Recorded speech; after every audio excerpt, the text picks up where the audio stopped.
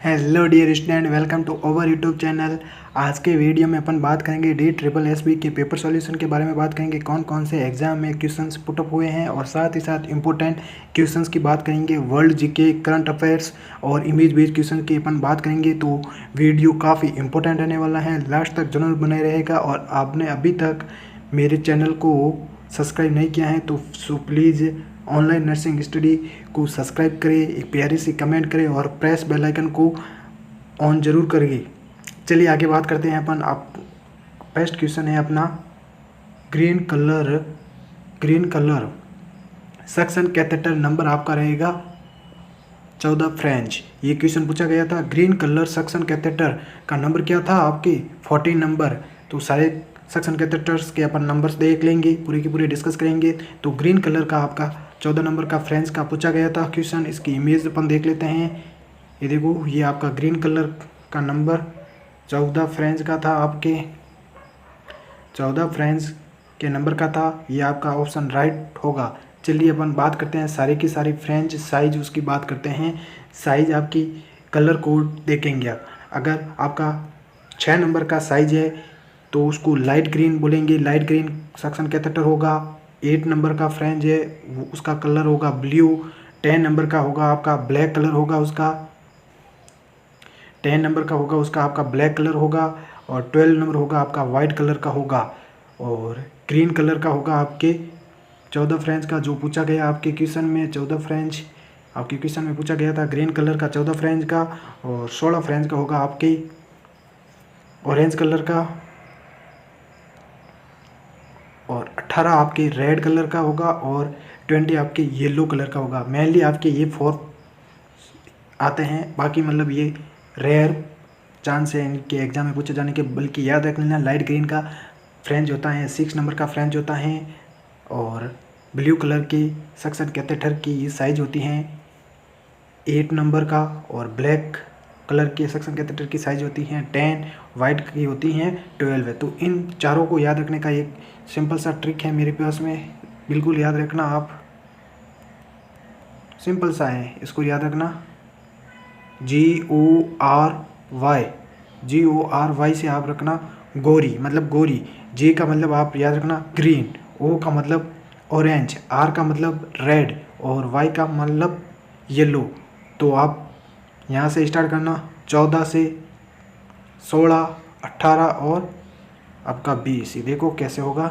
जैसे ये गोरी है आपका GORY, तो G से आपका हो गया ग्रीन कलर का कैनुला मतलब कैथेटर। O का हो गया ऑरेंज, R का हो गया आपका रेड और येलो, Y से हो गया येलो। तो यहाँ से आप रखना 14, 16, 18 और 20। ये देखो चारों के। अब कोई सा भी इसमें से पूछ लिया जाए तो आप आराम से दे देना आंसर। ये याद ज़रूर रखना डियर फ्रेंड्स। 14, 16, 18, 20 गोरी GORY से आप रखना। तो लाइट ग्रीन का कलर आपका 6 नंबर का होगा, ब्लू का होगा 8, ब्लैक का होगा 10, वाइट का होगा 12 और ग्रीन का होगा 14 और ऑरेंज का होगा 16, रेड का होगा 18 और येलो का होगा आपका 20। चलिए आगे बात करते हैं। डियर फ्रेंड्स, अगर आपने मेरे चैनल को अभी तक सब्सक्राइब नहीं किया है तो प्लीज़ सब्सक्राइब करें। अगर आपको मेरा कंटेंट अच्छा लगता है तो प्लीज़ इसको एक बार अपने दोस्तों के साथ में शेयर ज़रूर करना। ये क्वेश्चन आया था आपके एग्जाम में। Gluten enteropathy seen in which condition. Gluten enteropathy होती हैं वो कौन सी कंडीशन में देखने को मिलती हैं। तो सभी को पता है सीलियक डिजीज़ में ग्लूटीन एंटेरोपैथी देखने को मिलती हैं। अगर आपने ये राइट किया तो आपको 1 मार्क मिलेगा आपको। या इसको अपन बोल सकते हैं सीलियक स्पोर बोला जाता है इसको। Gluten enteropathy seen in which condition, तो सीलियक डिजीज। तो gluten enteropathy seen in which condition, तो सीलियक डिजीज में ग्लूटीन एंटेरोपैथी देखने को मिलती है या सीलियक स्पोर के नाम से भी सीलियक डिजीज को जाना जाता है। तो gluten enteropathy seen in which condition, celiac disease में ये क्वेश्चन पुटअप हुआ था।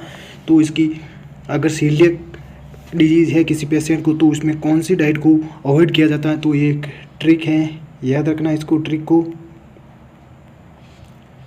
ब्रो BROW, ब्रो से याद रखना। ये सारी की सारी डाइट क्या की जाती हैं, अवॉइड की जाती हैं। W से हो गया आपका वीट हो गया, O से हो गया आपका ओट हो गया, R से हो गया आपकी राई हो गया और B से हो गया आपके बारले। बार्ले, ओट, राई और व्हीट को सभी को अवॉइड किया जाता है। तो याद रखना ये आपका फॉर्मूला है या फिर आप बोल सकते हो ट्रिक है। ब्रो से याद रख लेना, ये सारी डाइट्स इसमें ग्लूटेन एंटेरोपैथी या सीलिक डिजीज़ में अवॉइड की जाती हैं, इनको नहीं दिया जाता है। और साथ ही साथ में आपके बिस्किट भी इसमें अवॉइड किए जाते हैं, ध्यान रखना। ये डाइट्स पूछे जा सकते हैं क्योंकि ये क्वेश्चन तो पूछ लिया गया है, gluten enteropathy seen in which condition. तो सीलिक डिजीज़ में ग्लूटेन एंटेरोपैथी देखने को मिलती हैं। आगे क्वेश्चन आया था, इमेज बेस का क्वेश्चन आया था कि आइडेंटिफाई द इमेज। तो ये इमेज आपकी किसकी होगी? तो लेरेंजियल मास्क एयरवे, LMA, या फिर इसको सुप्राग्लोटिक एयरवे डिवाइस या सुप्राग्लोटिक मास्क भी बोला जाता है, ध्यान रखना। ये एग्ज़ाम में ये आपका इमेज आया था, आइडेंटिफाई द इमेज, तो आपको LMA करना था। आपका राइट आंसर होगा LMA, लेरेंजियल मास्क एयरवे या सुप्राग्लोटिक एयरवे। ये क्वेश्चन आया था पिछले सेशन में भी, मैंने इसको करवाया था, इम्पोर्टेंट है, आ सकता और। Which type of placenta abnormalities, which type of placenta abnormalities it cross the uterine wall and perimetrium. कौन सी प्लेसेंटा की एबनॉर्मलिटी होती हैं, कौन से प्लेसेंटा के टाइप की एबनॉर्मलिटी होती हैं जो क्या करता है, cross the uterine wall and perimetrium को, पूरी की पूरी यूटेराइन वॉल और पेरीमेट्रियम को क्रॉस करता है। तो वो कंडीशन आपकी होगी प्लेसेंटा परक्रिएटा। तो मैंने इन सारी की सारी एबनॉर्मलिटीज़ को, 3 एबनॉर्मलिटीज़ होती हैं, इनको मैंने प्रीवियस वीडियो में कर रखा है, तो डिस्क्रिप्शन में मैं उनकी लिंक दे दूंगा, या फिर आप प्लेलिस्ट में जाके DSSB की स्पेशल क्लासेस और DSSB की पेपर सॉल्यूशन में देखना। ये सारे के सारे मैंने क्वेश्चन मतलब प्लेसेंटा के बारे में और अबॉर्शन के बारे में काफ़ी अच्छी तरीके से ट्रिक के अकॉर्डिंग समझाए हैं, आपको ध्यान रखना। तो कौन सी एबनॉर्मलिटी देखने को मिलेगी? जब आपकी प्लेसेंटा क्रॉस करेगी कहाँ पे, यूटेराइन वॉल को और पेरीमेट्रियम को क्रॉस करेगी, तो वो कंडीशन होगी आपकी प्लेसेंटा परक्रिएटा की।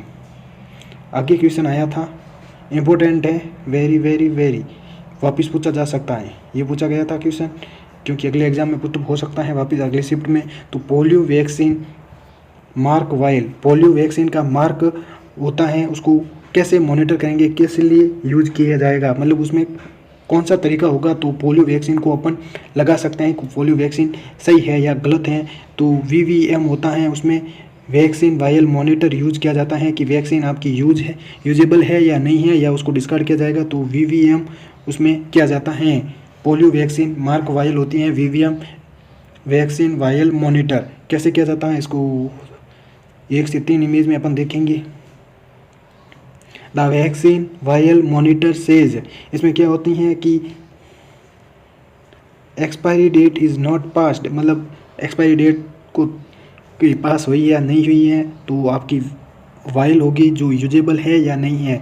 देखो अगर वायल का कलर और वो उसका इंटरनल स्पेस दोनों का कलर देखो नॉर्मल है, इंटरनल का थोड़ा सा अपन बोल सकते हैं कि वाइट है और बाहर का कलर थोड़ा ठीक है, लाइट है, तो वो क्या होगी आपकी वैक्सीन, यूज़ द वैक्सीन।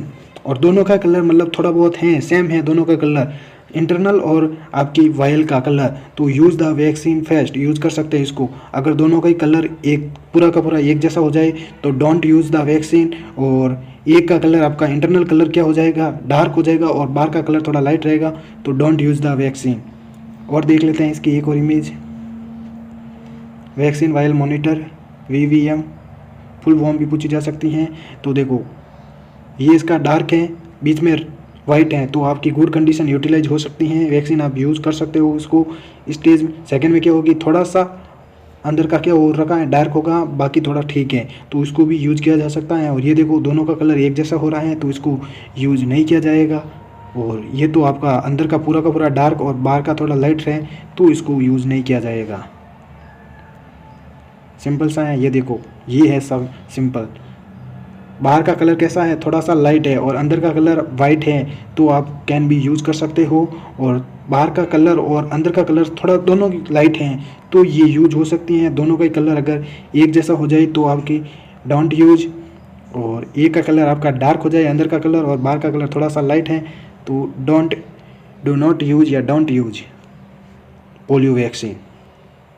आगे आपकी ये देखो, ये काफ़ी इम्पोर्टेंट है, पूछा गया, हर बार एग्जाम में पूछा जाता है। BMW बायोमेडिकल वेयर से हर बार क्वेश्चन पूछा जाता है, इससे आपको कोई भी डाउट नहीं रहेगा। पूरे के पूरे डाउट इससे क्लियर हो जाएंगे। तो समझते हैं अपन। ये पूछा गया था आपके येलो डस्टबिन के बारे में पूछा गया था कि ह्यूमन एनाटॉमिकल वेस्ट किस में डिस्कार्ड करते हैं, तो येलो डस्टबिन होगा आपका। देखो कौन कौन से येलो में जाएंगे, ह्यूमन एनाटॉमिकल वेस्ट, ह्यूमन जो एनाटॉमिकल वेस्ट हो गए वो ह्यूमन या एनिमल एनाटॉमिकल वेस्ट किस में जाएंगे, येलो में जाएंगे। जो भी सॉलिड वेस्ट होंगे वो भी आपके येलो में जाएंगे। एक्सपायर्ड जो भी मेडिसिन है, केमिकल वेस्ट हैं, बॉडी फ्लूइड्स हैं, वो सारे के सारे किस में जाएंगे, येलो बैग में या येलो डस्टबिन में जाएंगे। रेड में कौन से जाएंगे, जो भी एनाटॉमिकल वेस्ट हैं जो रिसाइक्लेबल है, मतलब कंटामिनेटेड वेस्ट हैं। एनाटॉमिकल तो आपके ह्यूमन एनाटॉमिकल और एनिमल एनाटॉमिकल्स आपके येलो में आ जाएंगे। जो भी कंटामिनेटेड वेस्ट हैं जैसे रिसाइक्लेबल हो सके, प्लास्टिक बैग्स हैं, सारे बोटल्स हो गई आपकी, पाइप्स हो गए, कंटेनर्स हो गए और कैथेटर्स हो गए आपके किस में जाएंगे, रेड में जाएंगे। ध्यान रखना। देखो एक बार फिर से देख लेते हैं। देखो ह्यूमन एनाटॉमिकल या एनिमल एनाटॉमिकल वेस्ट आपके किस में जाएंगे, येलो बैग में या येलो डस्टबिन में। सॉलिड वेस्ट हो गए ये भी आपके येलो डस्टबिन में, एक्सपायर्ड मेडिसिन भी येलो बैग में, केमिकल वेस्ट भी आपके येलो बैग में और बॉडी फ्लूइड्स भी आपके येलो बैग में जाएंगे। और रेड में कौन से जाएंगे, कंटामिनेटेड वेस्ट है, रिसाइक्लेबल हैं, जो क्या है रिसाइक्लेबल हैं, कंटामिनेटेड हो चुके हैं, वो आपके रेड में जाएंगे। प्लास्टिक्स जितने भी प्लास्टिक बैग हैं आपके येलो में जाएंगे। जो भी कितनी भी बॉटल्स हैं वो भी आपके रेड में जाएगी। पाइप्स हो गए सारे के सारे, कंटेनर्स हो गए और कैथेटर्स हो गए आपके सारे के सारे किस में जाएंगे, रेड बैग में जाएंगे।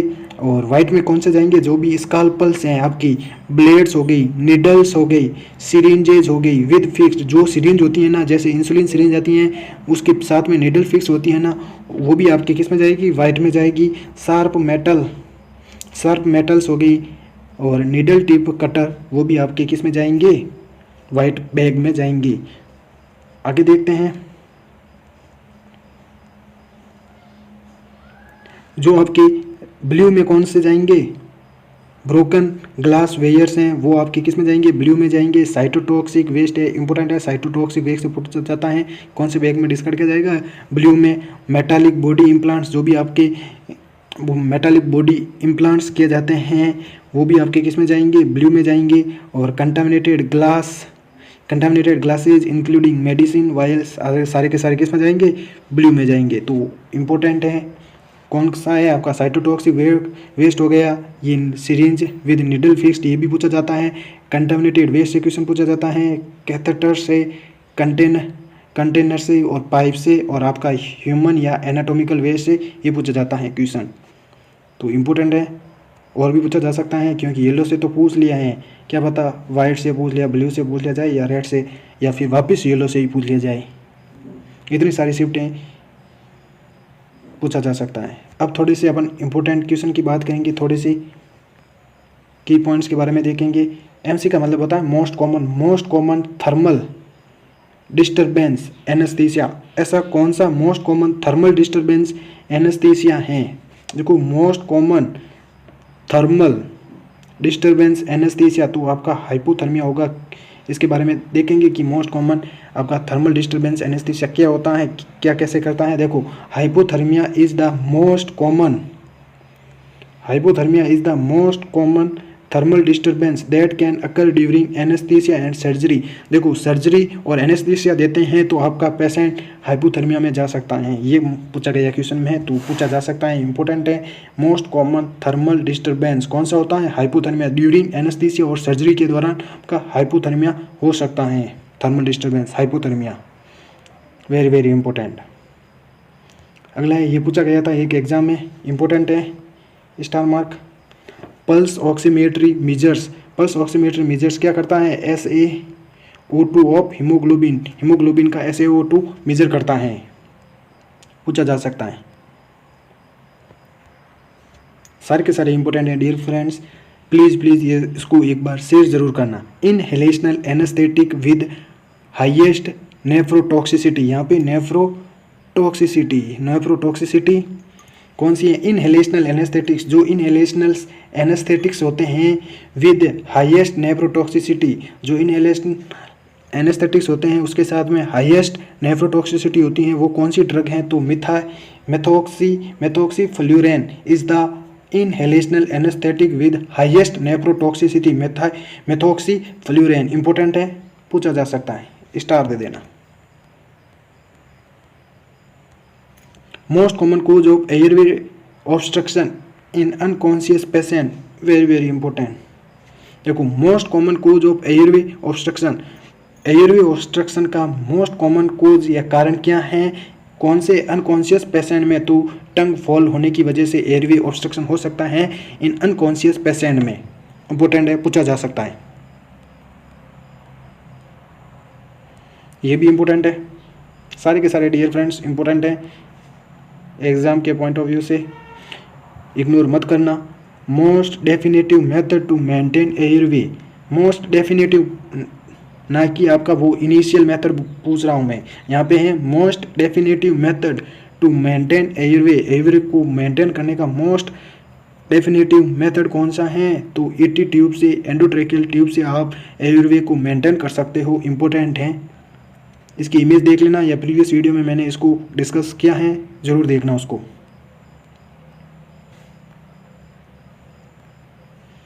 ये आपके 100 to 1% पूछा जा सकता है, देखो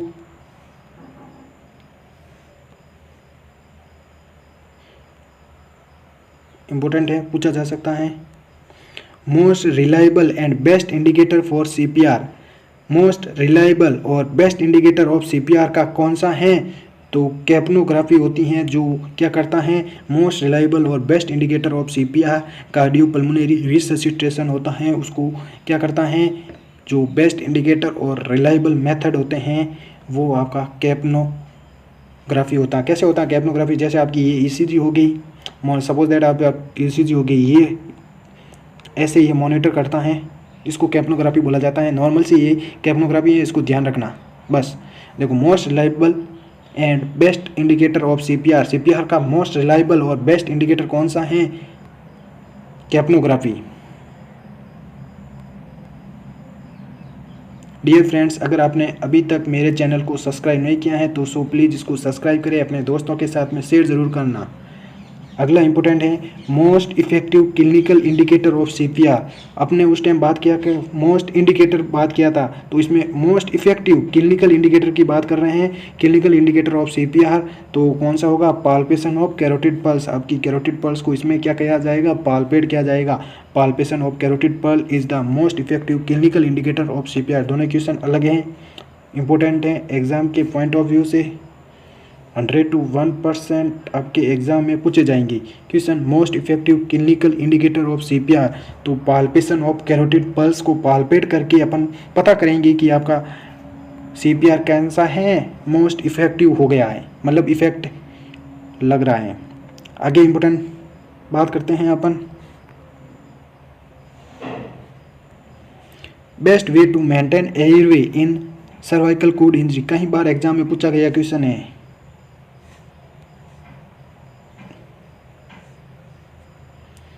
best way to maintain airway in cervical cord injury.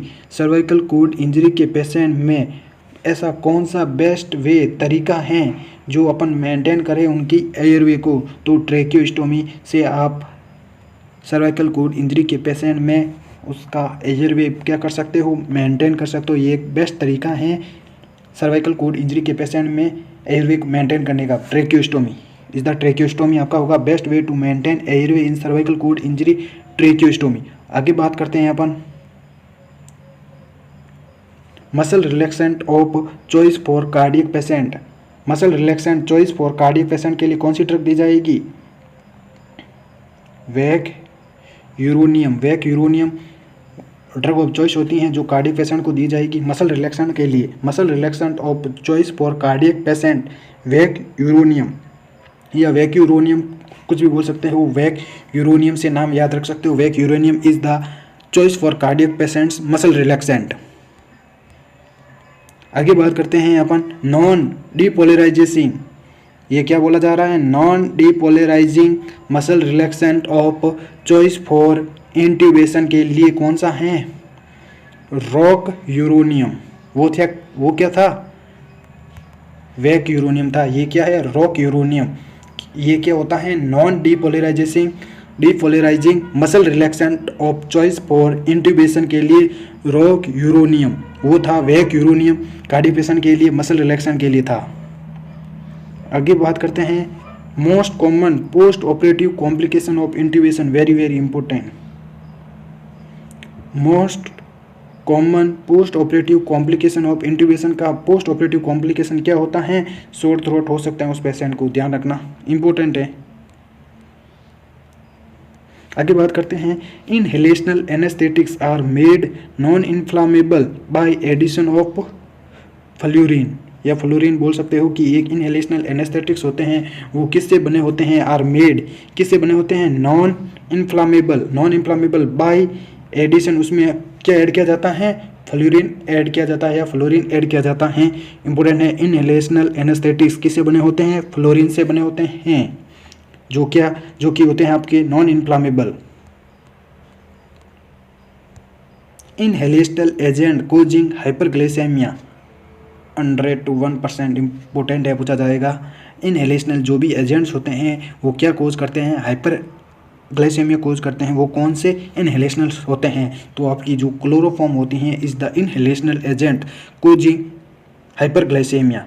तो क्लोरोफॉर्म क्या कोज करता है? हाइपरग्लाइसेमिया। इनहेलेशनल एजेंट होता है क्लोरोफॉर्म, ध्यान रखना। Inhalational agent for choice in asthmatics, तो inhalational agent for choice in asthmatics patient के लिए कौन सा होगा? Halothane is the inhalational agent for choice in asthmatics patient के लिए इनहेलेशनल एजेंट कौन सा होता है? हालोथीन। आगे इंपॉर्टेंट बात करते हैं inhalational agent for cardiac patient या हाइपोटेंशन पेशेंट के लिए कौन सा होता है? आइसोफ्लूरेन इंपॉर्टेंट है। Inhalational agent for cardiac patient के लिए, इनहेलेशनल या हाइपोटेंशन पेशेंट के लिए इनहेलेशनल एजेंट कौन सा होता है? आइसोफ्लूरेन।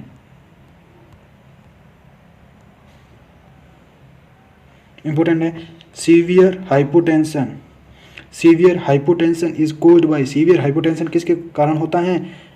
हालोथेन के कारण होता है। Severe hypotension is caused by halothane. जो आपके फार्मा के इंपॉर्टेंट क्वेश्चन है वो भी इसमें इंक्लूडेड है। Hyperglycaemia is caused bye ether, hyperglycaemia किसके कोज के कारण होता है? ईथर के कारण होता है। ईथर क्या कोज करता है? हाइपरग्लाइसेमिया, ध्यान रखना। दोनों क्वेश्चन पूछे जा सकते हैं, मतलब इसको ईथर को क्वेश्चन में दे देगा या फिर हाइपरग्लाइसेमिया को क्वेश्चन में दे देगा कि ईथर क्या कोज करता है? हाइपरग्लाइसेमिया। और हाइपरग्लाइसेमिया किसके कारण हो सकता है? ईथर के कारण, कुछ ड्रग्स दे देगी नाम। आगे बात करते हैं लाफिंग गैस आपकी कौन सी होगी? नाइट्रस ऑक्साइड, N2 होती है ना आपकी nitrous oxide. Laughing gas nitrous oxide.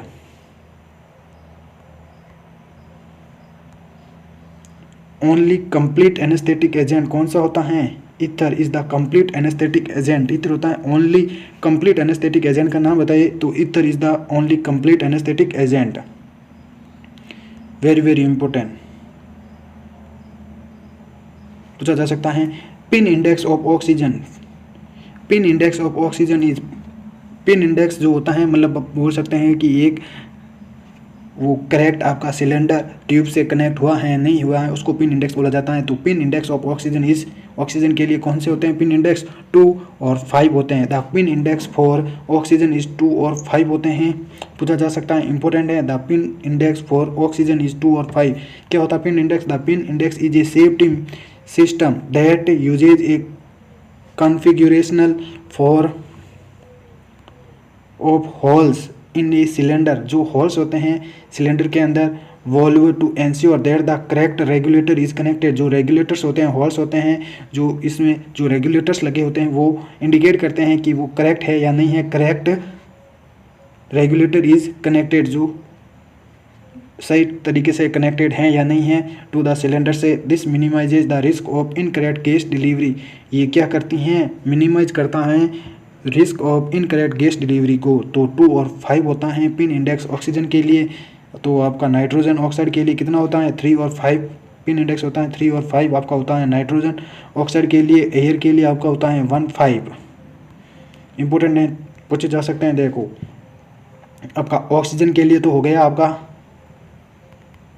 2.5 हो गया, एयर के लिए आपका होगा 1.5 और नाइट्रोजन ऑक्साइड के लिए 3.5 और N2 नॉक्स के लिए होगा आपका 50% oxygen and 50% nitrogen oxide. Seventh is a single pin in the centre, only single pin होती है इसके अंदर, एक सेंटर के अंदर 50% ऑक्सीजन एंड 50% नाइट्रोजन ऑक्साइड होता है N2 नॉक्स में। तो इसका पिन क्या होता है, पिन इंडेक्स क्या होगा, 7th होगा। Needle used for spinal anaesthesia, very very important. Needle use for spinal anaesthesia के लिए नीडल कौन सी यूज की जाती है, तो Tuohy needle is the uses और स्पाइनल एनेस्थीसिया के लिए कौन सी टॉय नीडल यूज में की जाती है। इसका इमेज देख लेना आप, needle use for spinal anaesthesia Tuohy needle.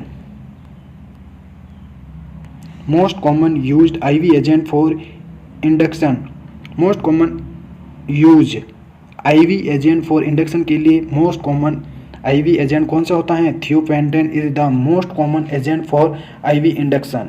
Important है, पूछा जा सकता है। Most common used IV agent for induction thiopentane या thiopentone. Agent of choice for cerebral protection, agent of choice for cerebral protection के लिए कौन सा होता है आपका, वही thiopentane. Thiopentane is the agent for cerebral protection. Important है दोनों question, agent of choice for cerebral protection. Dear friends, अगर मेरा कंटेंट आपको अच्छा लगता है तो इसको शेयर ज़रूर करना, प्लीज़ प्लीज़ शेयर ज़रूर करना। आगे बात करते हैं अपन, IV agent of choice for day care surgery के लिए कौन सा यूज किया जाता है, propofol is the day care surgery के लिए यूज किया जाता है। IV agent of choice for day care surgery के लिए प्रोपोफॉल को यूज में किया जाता है। आगे बात करते हैं, inhalational agent of choice in A shock patient के लिए कौन सा इनहेलेशनल एजेंट यूज लिया जाता है, तो cyclopropane is the inhalational agent of choice in shock patients. Shock patients के लिए साइक्लोप्रोपेन को यूज में लिया जाता है।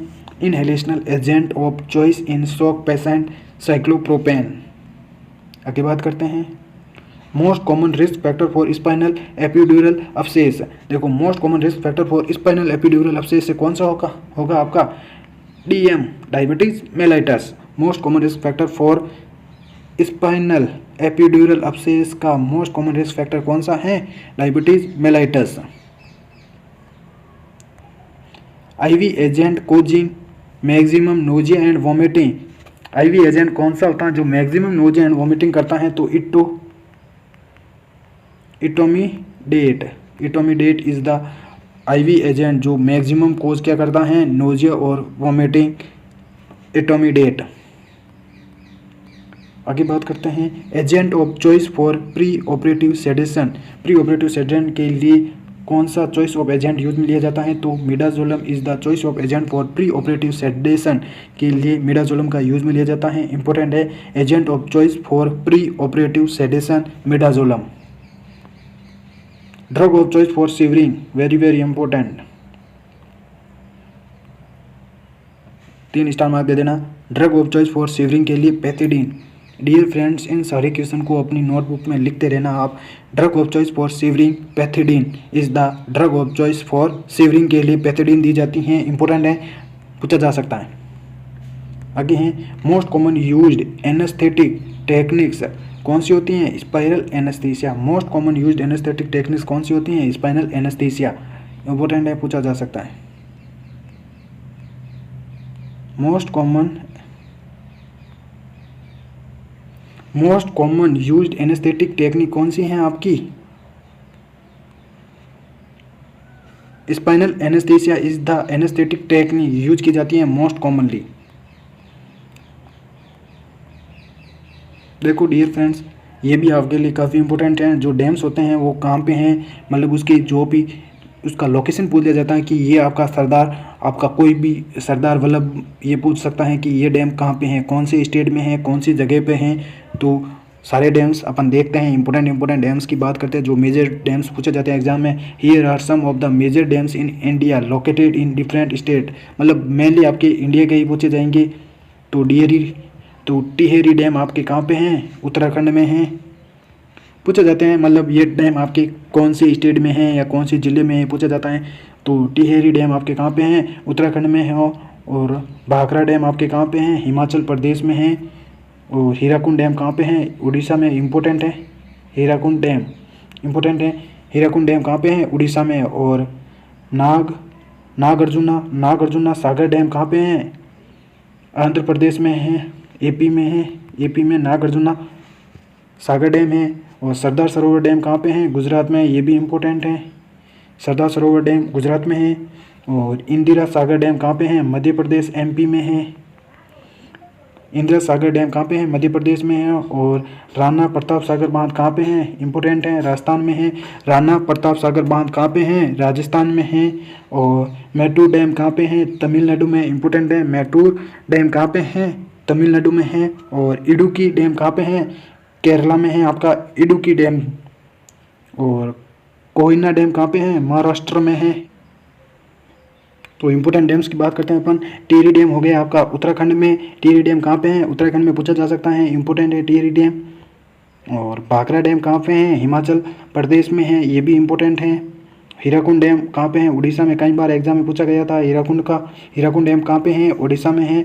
नागार्जुना सागर डैम कहाँ पे है, एपी में है, आंध्र प्रदेश में। नागार्जुना सागर डैम एपी में, आंध्र प्रदेश में। और सरदार सरोवर डैम कहाँ पे है, गुजरात में, इंपॉर्टेंट है, पूछा जा सकता है। सरदार सरोवर डैम कहाँ पे है, गुजरात में है। और इंदिरा सागर डैम कहाँ पे है, मध्य प्रदेश में, ये भी इंपॉर्टेंट है।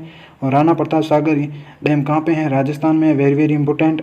मैटूर डैम कहाँ पे है, तमिलनाडु में है। और इडुक्की डैम कहाँ पे है, केरला में है। और कोयना डैम कहाँ पे है, महाराष्ट्र में है। और सरस्वती डैम कहाँ पे है, कर्नाटका में है। आगे बात करते हैं और भी डैम्स हैं। आपका सरस्वती डैम कहाँ पे हो गया, कर्नाटका में हो गया। और पोंग डैम कहाँ पे है, हिमाचल प्रदेश में है, एचपी में है, हिमाचल प्रदेश में है पोंग डैम। और यूके डैम कहाँ पे है, गुजरात में है। और तुंगभद्रा डैम कहाँ पे है, कर्नाटका में है। और रिहांड डैम कहाँ पे है, उत्तर प्रदेश, यूपी में है। रिहांड डैम इंपॉर्टेंट है, पूछा जा सकता है। This is not an executive list and there are many other dams in India. अपन उनकी बात करते हैं और डैम्स की बात करते हैं। Longest dam in India, India के अंदर सबसे लॉन्गेस्ट डैम कौन से हैं, Hirakud dam is the longest dam. India का हीराकुंड डैम सबसे लंबा है, जो उड़ीसा में है। कितना है, 26 किलोमीटर लॉन्ग है। ये तो शायद नहीं पूछा जाएगा, लेकिन तो भी देख लेते हैं। हीराकुंड डैम की जो कि कहाँ पे है, उड़ीसा में है, 26 किलोमीटर लॉन्ग है। और रिहांद डैम उत्तर प्रदेश में है, जो 934 मीटर लॉन्ग है। और सरदार सरोवर डैम कहाँ पे है, गुजरात में है, जो 1210 मीटर लॉन्ग है। और नागार्जुना सागर डैम कहाँ पे है, आंध्र प्रदेश में है, जो 1550 मीटर लॉन्ग है।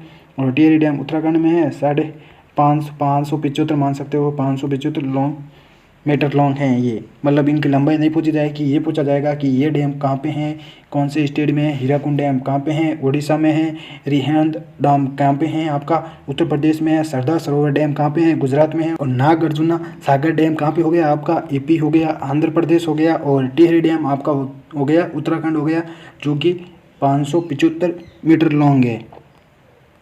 अब अपन बात करते हैं, here are some traditional dances in India. जो ट्रेडिशनल डांसेज होते हैं एसोसिएटेड विद डिफरेंट स्टेट की बात करते हैं कि कौन सा ट्रेडिशनल डांस है वो इंडिया के अंदर कहाँ पे मनाया जाता है। ट्रेडिशनल डांस कौन से स्टेट का ट्रेडिशनल डांस है उसकी बात करते हैं अपन।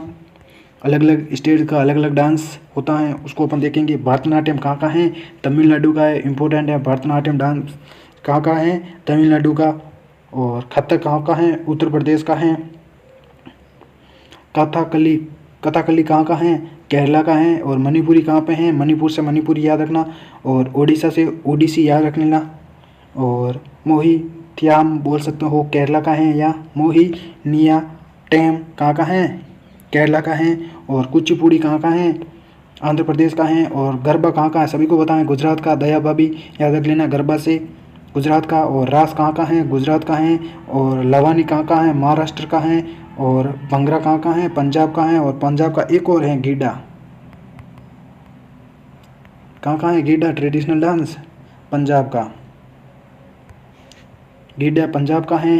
और झूमर कहाँ का है, झूमर कहाँ का, झूमर असम का है। और सत्रिया असम का। ये दोनों ही पूछे जाते हैं, इंपॉर्टेंट है, ये इंपॉर्टेंट है। झूमर कहाँ का असम का है, और सट्रिया कहाँ का है असम का है, चहु कहाँ का है वेस्ट बंगाल, ओडिशा और झारखंड का है। ये भी इम्पोर्टेंट है, पूछा जाएगा। चहु कहाँ का है वेस्ट बंगाल, ओडिशा और झारखंड का। और यक्ष गंगा कहाँ का है कर्नाटका का है। और डुल्लू कुनीता कहाँ का है कर्नाटका का है। और हुल्लीवेसा कहाँ का है कर्नाटका का है। और देवारा टैम कहाँ का है तमिलनाडु का इम्पोर्टेंट है। और कुमी कहाँ का है तमिलनाडु का है। थोड़ा नाम डिफरेंट है लेकिन थोड़ा याद रख लेना पड़ेगा। Also they are many more traditional dances India, list is not executive list नहीं है ये। They are some terrible dances, terrible का मतलब क्या होता है, जो भी भयानक डांस होते हैं वो कहाँ के हैं उनकी अपन बात करते हैं। Terrible dances. चहु कहाँ का है ओडिशा का, अभी बात किया था, वेस्ट बंगाल का और झारखंड का है चहु डांस। और HO हो कहाँ का है ओडिशा और झारखंड का है। और संताली कहाँ का है, ये भी ओडिशा झारखंड और वेस्ट बंगाल का है। ये इंपॉर्टेंट है, संताली डांस पूछा जाता है। और गोंड कहाँ का है, मध्य प्रदेश हो गया, महाराष्ट्र हो गया और छत्तीसगढ़ हो गया। और बाइका कहाँ का है, मध्य प्रदेश हो गया आपका, छत्तीसगढ़ हो गया। और भील कहाँ का है, मध्य प्रदेश, गुजरात और राजस्थान। ये भी इम्पोर्टेंट है, अकॉर्डिंग टू इंडियन कल्चर के अकॉर्डिंग है। ये इम्पोर्टेंट है, वेरी वेरी इम्पोर्टेंट, 100 to 1%। ये तो एग्जाम में ये क्वेश्चन आता ही आता है। फोक सॉन्ग या गीत from different state in India, different state के अकॉर्डिंग, मतलब अलग अलग स्टेट के अलग अलग फोक सॉन्ग्स होते हैं, उसके बारे में अपन बात करेंगे। पंजाब में कौन से सॉन्ग्स होते हैं, भंगड़ा सॉन्ग्स होता है, गीडा सॉन्ग्स होता है। और जुगनी सॉन्ग्स किसके हैं, पंजाब के हैं, याद रखना। भंगड़ा सॉन्ग्स, गीडा सॉन्ग्स और जुगनी सॉन्ग्स। और राजस्थान के कौन से हैं, मांद गीत या मांद सॉन्ग, राजस्थान के मांद गीत, पनिहारी गीत, ये इंपॉर्टेंट है, पनिहारी गीत। और फोक कथा, ये इंपॉर्टेंट है, फोक कथा राजस्थान का है। गुजरात का कौन सा है, गरबा गीत, सभी को बताया दया भाभी। और रास गीत और डायरो गीत, ये आपके कहाँ के हैं, गुजरात में हैं। गरबा गीत, रास गीत और मायरो गीत, ये फोक सॉन्ग होते हैं, गरबा। महाराष्ट्र का कौन से हैं, लवानी हो गया गीत, पावाड़ा गीत हो गया, ये इंपॉर्टेंट है, पावाड़ा गीत। बारूद, ये इम्पोर्टेंट है, बारूद या बारूद कुछ भी बोलो। तमिलनाडु का कौन सा है, तमिल फोक सॉन्ग्स और विल्लू पटाऊ गीत, इम्पोर्टेंट है, विल्लू पटाऊ गीत। आंध्र प्रदेश का कौन सा हो गया, अन्नामाया केरटानस और folk songs of Telangana. Karnataka का कौन सा है, कन्नाडा फोक सॉन्ग्स, कर्नाटका से कन्नाडा फोक सॉन्ग्स। और भावा गीत किसका है, कर्नाटका। केरला का कौन से हैं, मलयालम फोक सॉन्ग्स और वड़ाकम पटकाल गीत। और वेस्ट बंगाल के बाउल गीत और बंगाली फोक सॉन्ग्स होते हैं, जो उड़ीसा के हैं ओडिया फोक सॉन्ग्स इंपॉर्टेंट है। उड़ीसा इंपॉर्टेंट है, आपकी पूछी जाती है उड़ीसा से, आप याद रख लेना। आंध्र प्रदेश से, और जो भी राजस्थान, MP हो गया, UP हो गया, इनके सारे के जो फोक सॉन्ग्स हो गए, जो भी करंट अफेयर्स में चल रहे हैं, उनको सारे को याद रखना डियर फ्रेंड्स। उड़ीसा के कौन से हैं, ओडिया फोक सॉन्ग्स और दास काथिया गीत उड़ीसा का है। बस आज के वीडियो में बस इतना ही। अगर आपको वीडियो अच्छा लगता है तो सो प्लीज़ इसको एक बार शेयर ज़रूर करना। Thank you to all of you. इस वीडियो की या इस अपन बोल सकते हैं PDF की, मैं इसको लिंक आपके डिस्क्रिप्शन में दे दूंगा, वहाँ से आप इसको ईजिली रीड आउट कर लेना। Thank you to all of you.